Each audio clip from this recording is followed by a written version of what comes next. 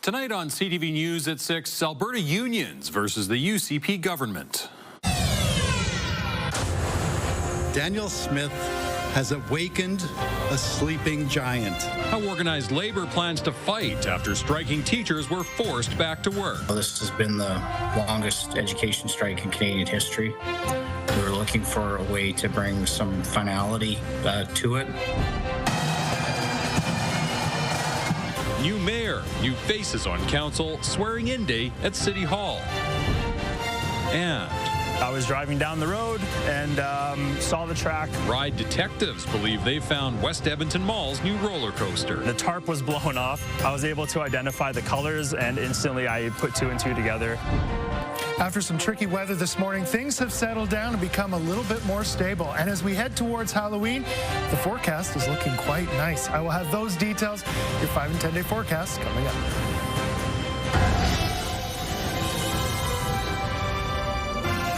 CTV Edmonton, local breaking news with Jeff Hastings. Good evening. Alberta unions are sending a message to the provincial government for invoking the notwithstanding clause to force striking teachers back to work. They say the wheels have been set in motion for a province-wide general strike. Connor Hogg was at the union's announcement today. And Connor, could Alberta see a general strike soon? Jeff, not necessarily a general strike, but a general strike, if necessary, is what the Alberta Federation of Labour had to say, meaning the process of organizing a general strike has been started, but the president of the AFL says it will take time. Daniel Smith has awakened a sleeping giant. Union workers from across the province gathered in Edmonton Wednesday afternoon, responding to the province forcing teachers back to work using the notwithstanding clause. The Alberta Federation of Labour says it has its sights set on toppling the UCP government. Not just for the sake of the teachers, not just for the sake of bargaining rights, but for the sake of our shared democracy and the future of our province. AFL President Gil McGowan says that Labour unions will mobilize around MLA recall campaigns and campaign publicly for defunding private schools. It will also begin the process of organizing a province-wide general strike. Thousands and tens of thousands and hundreds of thousands of workers walking off the job probably for a limited period of time. Labor relations professor Jason Foster says a general strike would likely be more effective long-term than recall support. He says while there won't be an immediate strike, there could be new labor woes on the horizon. Nurses are voting on whether to strike later this month. When you turn up workers' anger, that's when they're prepared to mobilize and do things. So I fully suspect that this might actually even enhance the results of their strike vote. When we looked at all of our options, this has been the longest education strike in Canadian history. We were looking for a way to bring some finality to it. Speaking to CTV News, Provincial Finance Minister Nate Horner says other routes could have taken months and kids could have remained out of class. He says the process has not been fun for anyone, including the province. My message is this, that we've heard you. We know there's other work that needs to be done in the classroom. We'll have to see if they're actually going to put actions to those words. As we move, our fight from our strike into a different arena, it's to hold governments to account about the promises that they make. AFL President Gil McGowan is not committing to a timeline on when workers could actually walk off the job. When pressed, he told media that consultation with other unions will take some time, as a general strike hasn't been seen in Canada for more than 100 years. There are 24 unions affiliated with the AFL, representing 175,000 workers in the province, including Teamsters, food and commercial workers, nurses, steel workers, and the Canadian Union of Public Employees. Jeff? All right, Connor, thank you. That's Connor Hogg live tonight. So far, the Chief Electoral Officer has only approved one recall petition. It's for Education Minister Dimitrios Nicolaides. He's also the MLA for Calgary-Bow. At a press conference today, we asked Service Minister Dale Nally about recalls. He says he believes 12 MLAs are being targeted. Listen, we've known for a while there is a left-wing group that is weaponizing the recall process. They're targeting 12 of us. That was not the intent of recall. The intent of recall was to, if you have an MLA that behaved egregiously, something inappropriate, committed an indictable offense, those types of things. That's what recall is intended for. They're weaponizing it because they don't like our policy. A list of conditions must be met before a recall petition is approved. The Recall Act was amended this past summer to make the process more efficient and to allow for MLAs to respond. The province has released more details about its plan to address classroom size and complexity. School boards will be responsible for providing data on student numbers as well as the types of challenges kids are dealing with.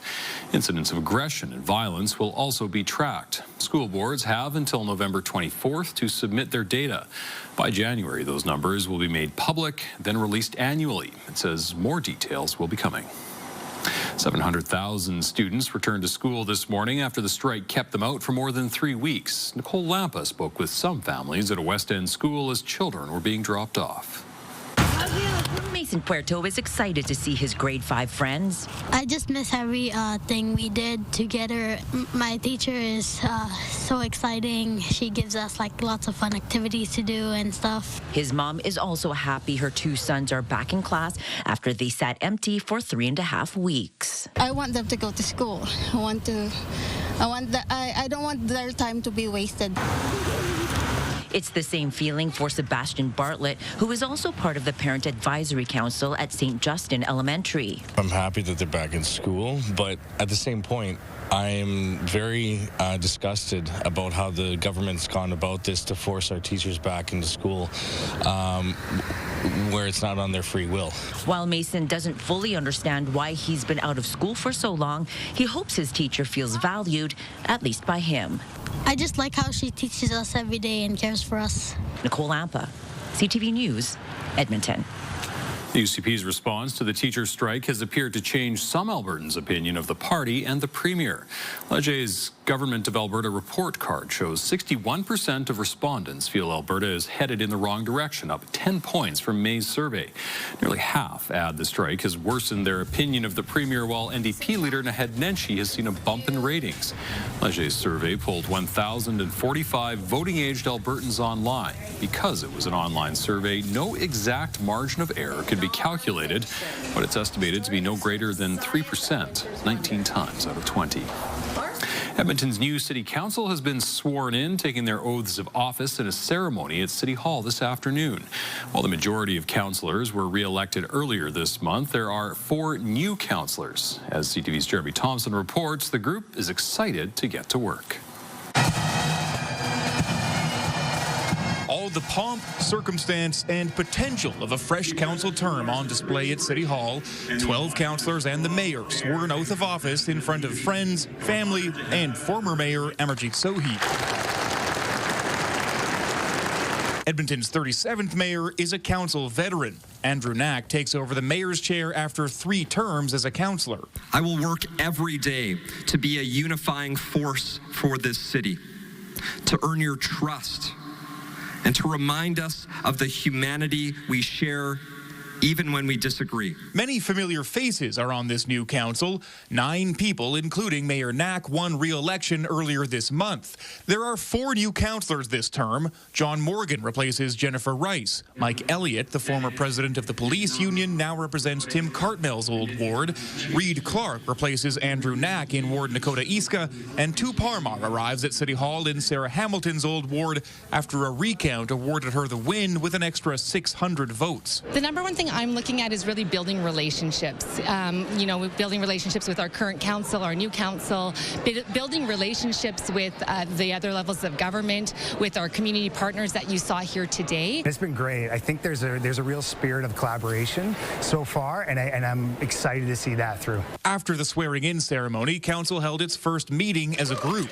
Actually, technically no applause, so thank you. Well, I'm excited that you're excited. No applause while we're in council chambers, please. Mayor Knack is planning to release a strategic plan for this council next week. He has a range of priorities, including affordability, but don't expect a big tax cut in the upcoming city budget. It's already an approved budget, so council will look to make some adjustments, but as has been the case every term that I've been on council, there's usually not typically a large shift in the final year of a 4-year budget. Next year's tax increase is projected to be 6.4%. Getting it any lower will be the new council's first hurdle.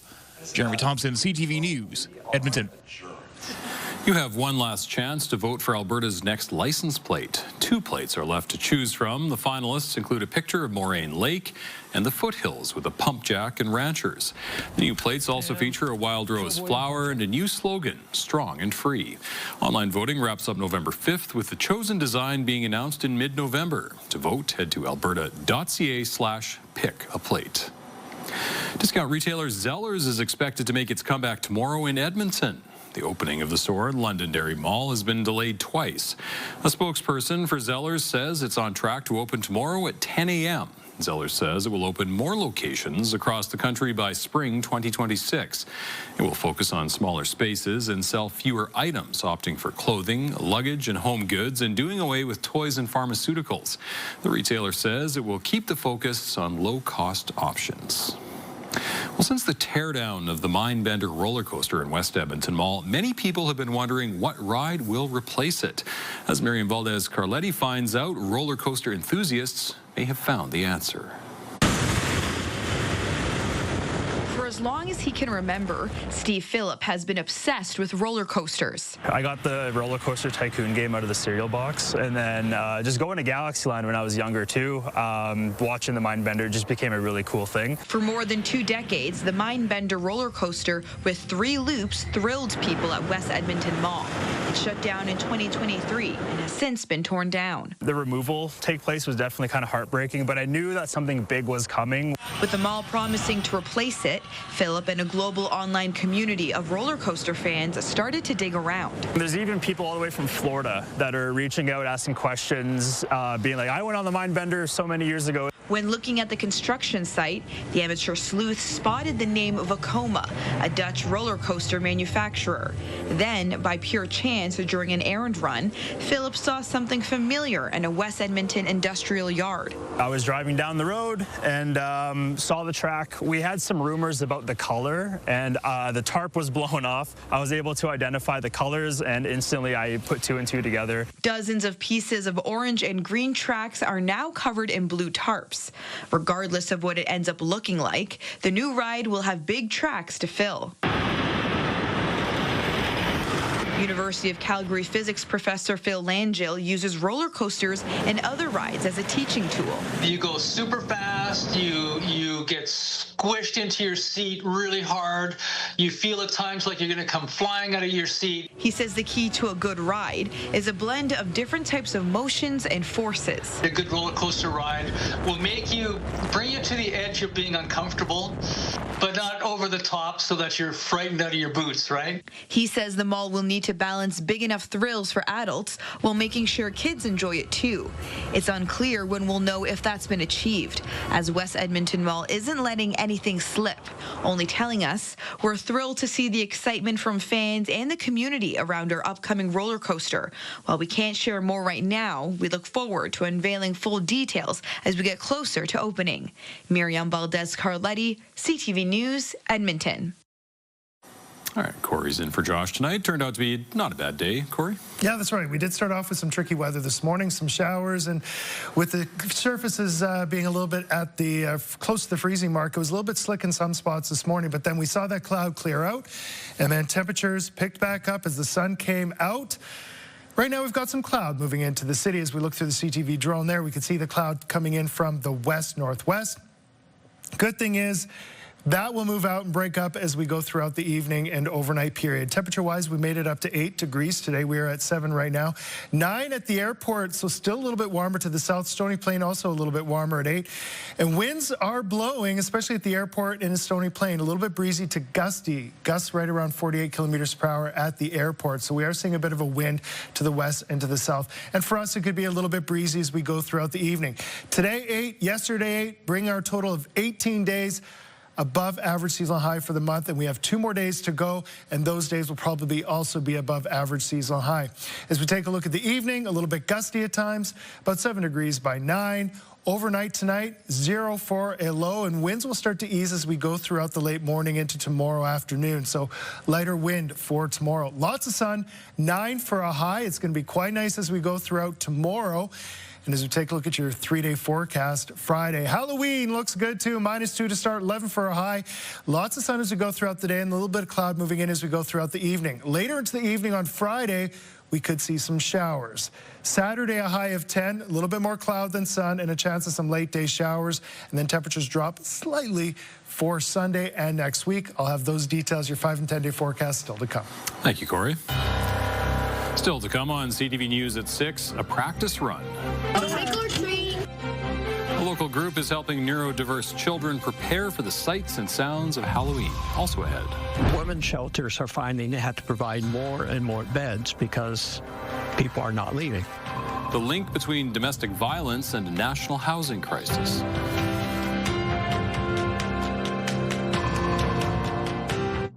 Monday on CTV Edmonton, a new series, The Crime Tapes. Just stay there, we'll find you. We will. I'll find you. An Edmonton man's public promise to find his pregnant wife, all while police had him under close watch inside the 2005 investigation of Michael White. Monday. Programming brought to you by James H. Brown Injury Lawyers, the heavy hitters of injury law.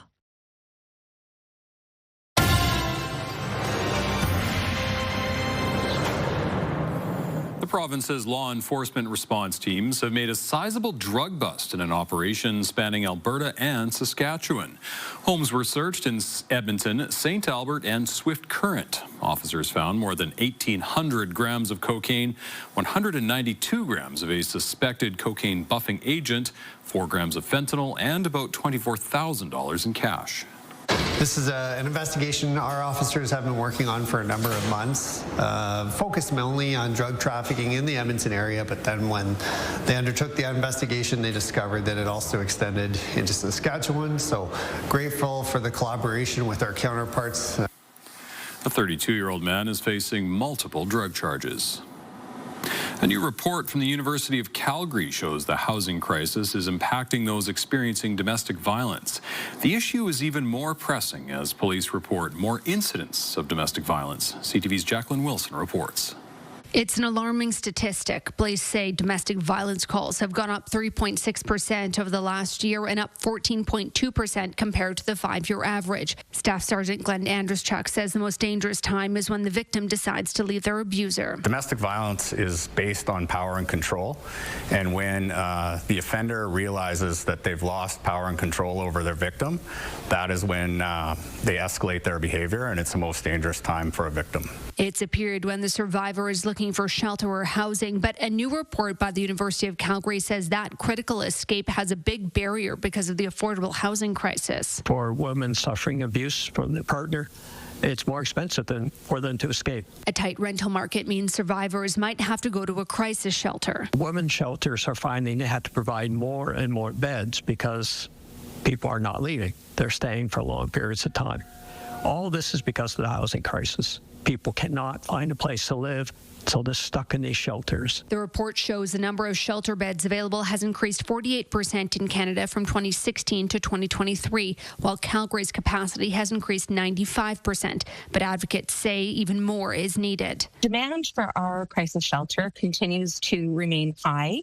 We regularly operate at full capacity.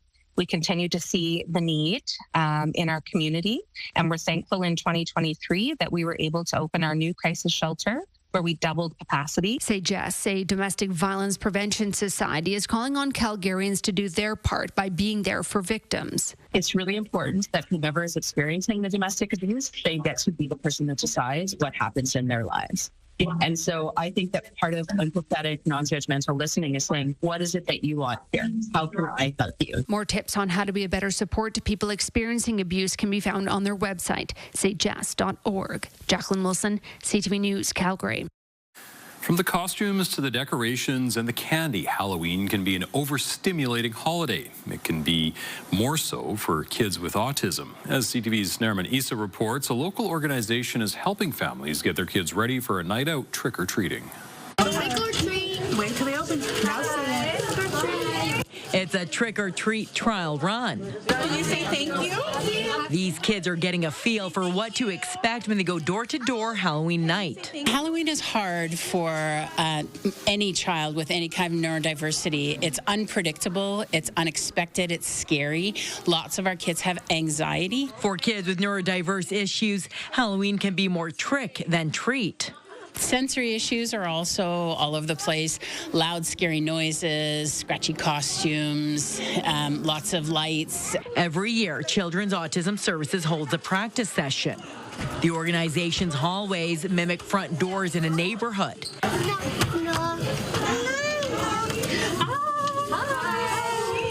Children learn how to approach front doors and properly ask for candy. It gets them ready. It gets them reminded of what needs to happen when you enter somewhat of a stranger's door, that we have to knock. We can't just walk in, because that's what happened. Parents say this kind of support helps them navigate the situation more easily. No, absolutely. It gives a parent a lot of confidence in a situation like this to send your child out at night with this training. Parents and advocates are asking for some grace from homeowners, asking people to take it easy on a child if they get overwhelmed on their doorstep. Just to be mindful and to be supportive of some of the kids that may not be able to say trick or treat, or some of the kids that may be a little hesitant and a little nervous and anxious about it. Just to be aware and be understanding and patient. Giving these kids an upper hand in handling Halloween on their terms. Naranisa, CTV News, Edmonton. As kids put the finishing touches on their costumes for Halloween, some parents are already worrying about their sugar intake. Health experts are saying moderation is the key to staying healthy. CTV's Evan Kenny has more. Ghosts and ghouls are a Halloween staple, just like Kit Kats and candy. We don't want to demonize those yummy foods. While eating candy 1 out of 365 days a year isn't the end of the world, some health experts are trying to turn the attention away from sugar. They want the focus of Halloween to be on the scares and socializing instead. Emphasize the social part of it, the getting ready and, going out to see your friends, hang out with your friends. One registered dietitian says candy in moderation isn't bad, but with heaping piles of it comes tummy troubles for sure. And I think also the chocolate in some, it contains caffeine. So some kids, it might be enough caffeine to keep kids awake at night. It gets stuck in children's teeth, it gets stuck in their gums, and that is how cavities form. Norwood Dental Inglewood says November and December, just after Halloween, are its busiest months. That's why it's trading with kids their candy for toys. Children get to come in and they bring in their candy, and if they're able to fill up our bucket, and we're fairly lenient, especially with the little kids, they can exchange it for a full-size toy. The candy collected goes to Edmonton's Food Bank and Smile Edmonton, a group that helps the homeless. A lot of enthusiasm from children, a lot from families too. This year we have a ton of families coming back who've done it before. The office will be doing trades starting Sunday. Evan Kenny, CTV News, Edmonton. Coming up, preparing winter help.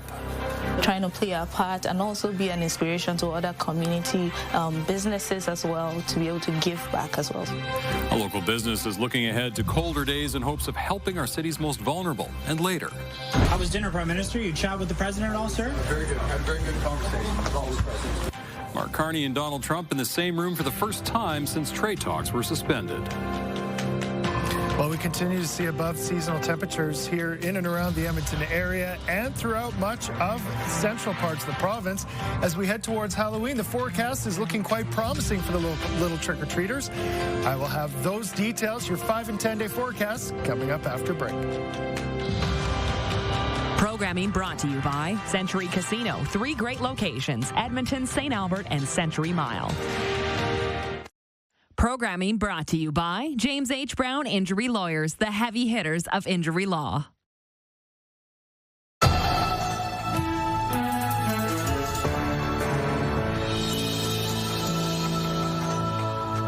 Local businesses looking ahead to colder days in hopes of helping our city's most vulnerable. Starting Saturday, 2 men and a truck will be collecting gently used and new winter gear for its Truckload of Warmth campaign. It's partnering with Hope Mission to make sure donations get to those who need it most. So we're trying to play our part and also be an inspiration to other community businesses as well, to be able to give back as well. Donations can be dropped off at the company's office in Southeast Edmonton. All right, Corey, the all-important Halloween forecast. Should I be including an umbrella with my kids' costumes this year? Unless you're trick-or-treating really late into the evening, you should be okay without it. Yeah, the forecast for Halloween looks fantastic. We're going to be warm. It's going to be the warmest day of the week. And, yeah, we could see some showers late Friday, but we should be seeing those after the time the kids are done trick-or-treating. Right now, you're taking a live look through the Action Furnace River Valley Skycam. Action Furnace fixed rider is free, 7 degrees.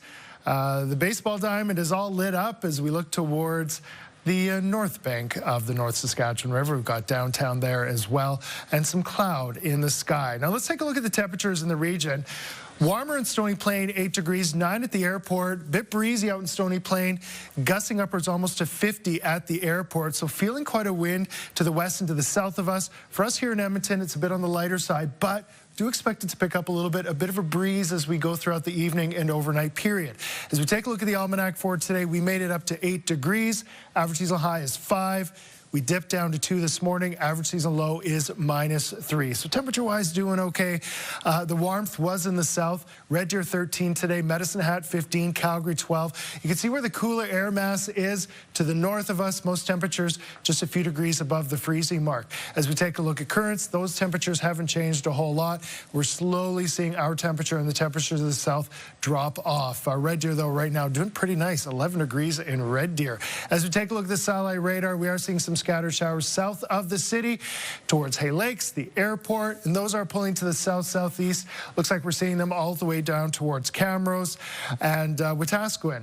To the west, Drayton Valley, and up towards Seba Beach and Wabamun. Again, they are pulling to the south-southeast. It looks like they're just brushing by the southwest corner of the city. We're seeing them extend up towards Edson and Grand Cache. So those are pulling to the southeast. For us here in Edmonton, we'll probably see cloud as we go throughout the evening, and then it will start to break up as we go throughout the overnight period. Areas east of Fort McMurray now seeing some snow. That has been slowly pushing to the east off into Saskatchewan. That will continue to be the case as we go throughout the rest of the evening. Those showers will come to an end. Partly cloudy as we go throughout the overnight period.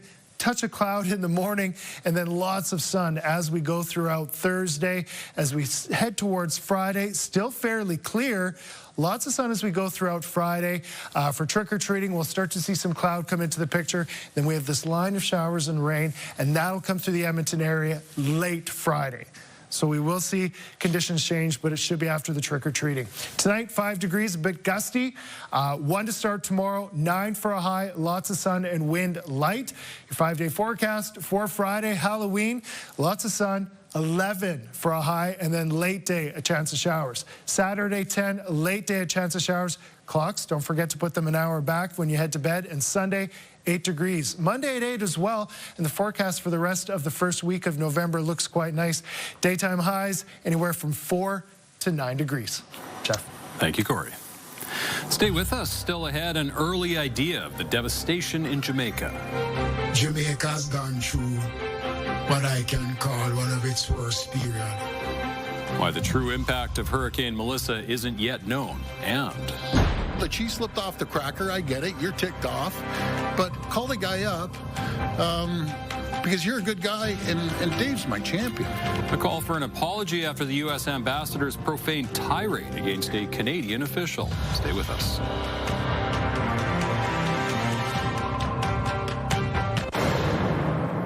Hurricane Melissa has left dozens dead and widespread destruction across Cuba, Jamaica, and other parts of the Caribbean. As CTV's Scott Hurst reports, the storm, despite being downgraded, still poses a threat. Urgent search and rescue operations are well underway as the full scope of the disaster is only just now starting to reveal itself. However, initial assessments are pointing to catastrophic damage across many regions on the island nation.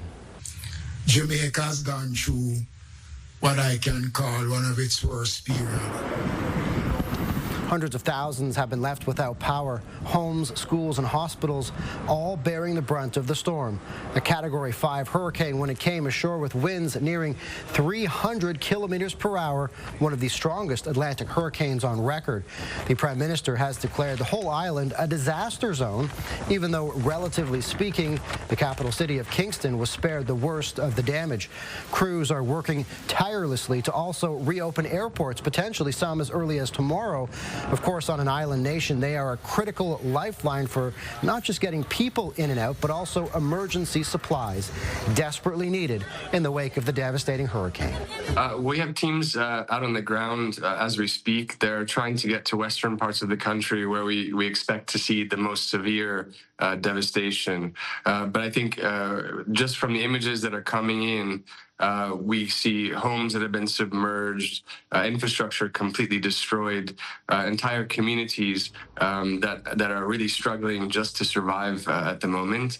And we really want to urgently get assistance to them so that they can get back on their feet as soon as possible. The storm initially hit Cuba as a major Category 3 hurricane. Hundreds of thousands of people had been evacuated to shelters ahead of its arrival, where eastern Cuba, including the nation's second largest city, Santiago, felt the full force of the storm. Despite being downgraded, it is likely to remain a dangerous hurricane as it now impacts parts of Turks and Caicos and Bahamas. Scott Hurst, CTV News, Toronto. The Premier of Ontario is demanding an apology from Donald Trump's ambassador to Canada. Pete Hoekstra reportedly used foul language, lashing out at a provincial trade official. Here's CTV's Abigail Beeman on the ambassador and the tempest over trade. At Ottawa's National Gallery, an exchange at an event is now getting national attention. Two Ontario government sources tell CTV News the province's trade representative David Patterson stayed calm as U.S. Ambassador to Canada Pete Hoekstra laid into him with insults and bad language. Come on, Pete, you've been around for before Moses. Call the guy up and apologize. Let's start getting back on track. The two central characters aren't talking, but the Premier weighed in classic Doug Ford form. The cheese slipped off the cracker, I get it, you're ticked off, but call the guy up because you're a good guy and Dave's my champion. America's jobs and growth are at stake. The dressing down apparently over this Ontario ad featuring Ronald Reagan. The current president cites it as the reason to tear up trade talks. He wants someone who will yell and stamp their feet in the same way that he does. It's important for Ambassador Hoekstra to be seen as swearing and cursing and losing his temper because he wants the President of the United States, his boss, to see that that's how he's conducting himself. While the Premier sticks to targeting a U.S. audience, writing in the Wall Street Journal he admires Reagan, and the ad was meant as an encouragement to embrace what has made our nations great. What do they expect me to do? Sit back and roll over like every other person in the world? I'm going to fight like I've never fought before. This whole good cop, bad cop thing, that's totally bogus. We're dealing with Donald Trump. This is not some TV movie. The ad and the incident sparking chatter in the halls of power. Your grandmother told you not to use the F word, right? He's entitled to his opinion. I would say maybe it indicates it was a pretty effective ad. The U.S. Ambassador's office is declining any comment for this story, including what Hoekstra thinks about the Premier's call for an apology. Abigail Beeman, CTV News, Ottawa. Prime Minister Mark Carney and U.S. President Donald Trump faced each other in person for the first time since trade talks suddenly broke off last week. The two were guests at a dinner hosted by South Korea's president ahead of the APEC summit. CTV's Judy Trin reports. A red carpet welcome for the Prime Minister as Air Force One loomed on the tarmac. Mark Carney was whisked away for a dinner invitation by South Korea's president. There was no denying who was the guest of honor. Earlier in the day, Lee Jae-myung presented Donald Trump with a replica crown and a medallion representing South Korea's highest honor. Carney and Trump didn't engage each other during the photo op before dinner, but at the table, they pointed to each other in acknowledgement, and Trump briefly locked eyes with Carney after the toast. At the table, Trump said what the Koreans wanted. We had a tremendous meeting today with South Korea, and we made our deal. We've pretty much finalized a trade deal. That's not the case for Canada, not after this anti-tariff ad. America's jobs and growth are at stake. Trump terminated trade negotiations 6 days ago and is threatening adding 10% tariffs on top of what Canada already has. How was dinner, Prime Minister? You chat with the president at all, sir? Very good. Had a very good conversation with all the presidents. We don't know if Carney and Trump talked about resuming negotiations, but we do know that Carney will now focus on talks with Canada's second biggest trading partner, China. That takes place Friday. Judy Trin, CTV News, Gyeongju, South Korea. The death toll is rising after the largest police operation in Rio de Janeiro's history, just days before the city hosts a major United Nations climate summit.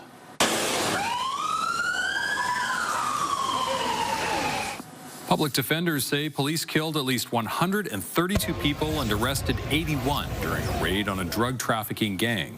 4 police officers are also dead. Hundreds filled the streets following the raids, protesting the violence and calling for justice. The UN has called for an investigation into the deaths.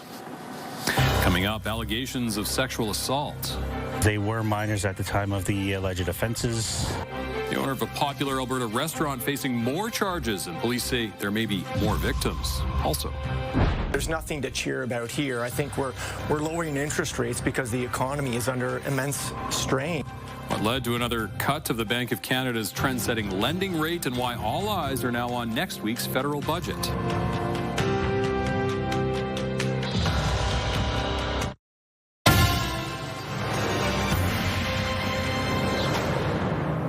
The owner of a popular restaurant in Drumheller is facing allegations of sexual assault. RCMP say 4 people have now come forward accusing Bernard Germain of abusing them years ago when they were minors and worked for him.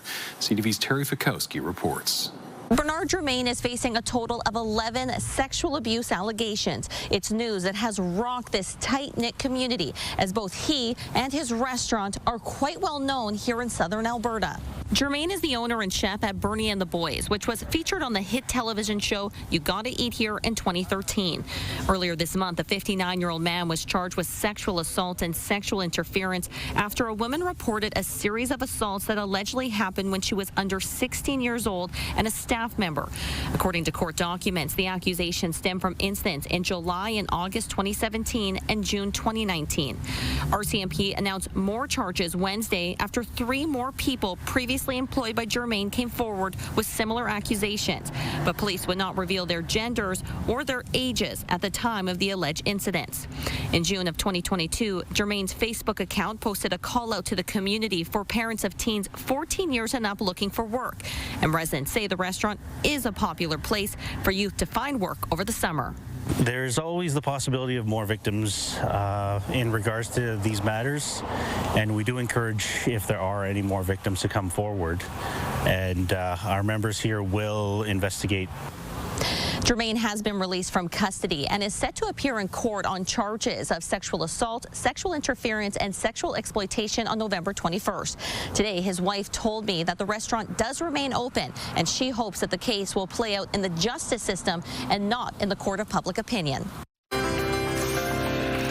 Looking at today's markets, the Canadian dollar traded for 71 cents U.S. Oil was up 33 cents, closing the day at $60.48 U.S. a barrel. Gold gained more than $17. The TSX and Dow Jones both finished lower, down 274 points and 74 points, respectively. The Bank of Canada has once again lowered its key rate, but it's only a small move in the big changes necessary to boost the economy. CTV's Annie Bergeron Oliver digs deeper into the bank's decision. The Bank of Canada delivering a bleak outlook today, slashing growth projections as tariffs drive up costs for businesses and fuel uncertainty. Part of it is structural. The U.S. has swerved to protectionism. It's harder to do business with the United States. That has destroyed some of the capacity in this country. The bank is projecting Canada will narrowly avoid a recession, with growth just 0.75% for the second half of 2025, and the economy overall 1.5% smaller by the end of 2026 than initially forecast. To help ease the trade shock, the central bank has cut rates to 2.25%. There's nothing to cheer about here. I think we're lowering interest rates because the economy is under immense strain. For now, the bank suggests it's done lowering rates as long as its growth forecasts don't change and inflation remains around 2%. But with unpredictable trade policies south of the border, experts say change can happen fast. If U.S. policy stays where it is, then we can have a little more confidence in these kind of projections. But of course, the president can wake up on the wrong side of the bed and suddenly Canada's in a recession. Macklem acknowledges that there's not much more the bank can do to put Canada's economy back on a better growth trajectory. That's why experts say the funding and policies in next week's budget will be scrutinized even closer. Annie Bergeron-Oliver, CTV News, Ottawa. American chipmaker NVIDIA has become the world's first $5 trillion company. The company has seen a major boost thanks to the global artificial intelligence boom. NVIDIA shares have shot up more than 1,500% over the past 5 years, spurred on in part by the launch of ChatGPT in 2022. The new milestone comes just 3 months after the company hit the $4 trillion mark. Still ahead, a truly international World Series. I'm from Australia, but I was born in Singapore, grew up in England, all over the place. And you're a Blue Jays fan? A huge Blue Jays fan. From the fans to the players on the field, countries from across the globe are represented in this annual championship. Stay with us.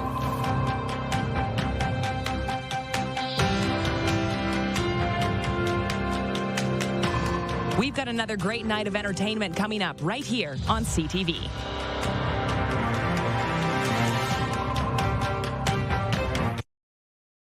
Programming brought to you by Southview Acura. For family-owned, award-winning excellence, Southview Acura, where luxury meets reality. Blue Jays fans are hoping the team can do it again after delivering big time last night. The World Series is now tied 2 games apiece.